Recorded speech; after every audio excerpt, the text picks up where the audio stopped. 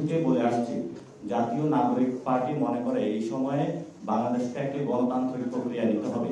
আর এই গণতান্ত্রিক প্রক্রিয়ার পথে নেওয়ার অন্যতম বড় বাধা হলো নির্বাচন কমিশন। সেই ক্ষেত্রে নির্বাচন কমিশনকে পুনর্গঠন করার জন্য আমরা সশরীরে মাঠে আগামীকাল হাজির হব। আজকেও আমরা দাবি জানাচ্ছি যে কিভাবে তাদেরকে পুনর্গঠন করা যায়। যে মিনিস্ট্রিগুলো রয়েছে তারা উদ্যোগ নেয় এবং লোকাল গভর্নমেন্টের ইলেকশনের মধ্য দিয়ে এই সাংবিধানিক প্রতিষ্ঠানকে আমরা শক্তিশালী করে বাংলাদেশে গত তিনটা যে ইলেকশন হয়েছে, যে সিস্টেমের মধ্য দিয়ে এসেছে এবং বাংলাদেশকে পঙ্গু করে দেওয়া হয়েছে, সেটা থেকে আমরা বাংলাদেশকে মুক্তির দিশা খুঁজতেছি।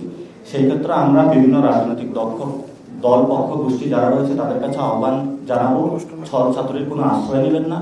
বিভিন্ন জায়গায় আপনারা যে ছল ছাত্রীর আশ্রয়টা নিচ্ছেন, এর মাধ্যমে সাংবিধানিক যে প্রতিষ্ঠানগুলো রয়েছে তাদের উপরে হস্তক্ষেপ হচ্ছে। যদি এভাবে বিচারালয়ের উপর হস্তক্ষেপ, বিভিন্ন সরকারি প্রতিষ্ঠানের উপর হস্তক্ষেপ, দেশকে অস্থিতিশীল করার যদি প্রচেষ্টা করা হয়, গণতান্ত্রিক প্রক্রিয়া বারবার বাধাগ্রস্ত হবে।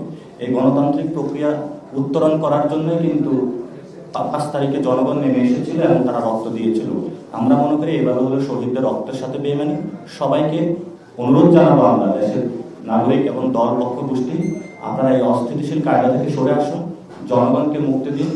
আপনারা দেখেছেন পুরো ঢাকা অচল হয়ে পড়েছে। জনগণ বিভিন্ন জায়গায় তাদের সমস্যা সমাধানের নগর ভবনে কোনো সেবা পাচ্ছে না। সেজন্য দলীয় স্বার্থ, কিছু টেন্ডার, কিছু নিজেদের কিছু কাজ, এগুলোর জন্য যারা বিভিন্ন নগর ভবনে তালাবদ্ধ করা, দলীয় ছলছাত্রীর আশ্রয় নেয়, এগুলো আপনারা করবেন না। কারণ জনগণ আপনাদের দিকে তাকিয়ে আছে, সব দল পক্ষ গোষ্ঠী। আমরা আপনাদেরকেও আহ্বান জানাবো, নির্বাচন কমিশন এটাই কিন্তু আমাদের একটা সাংবিধানিক ভিত্তি, যেটা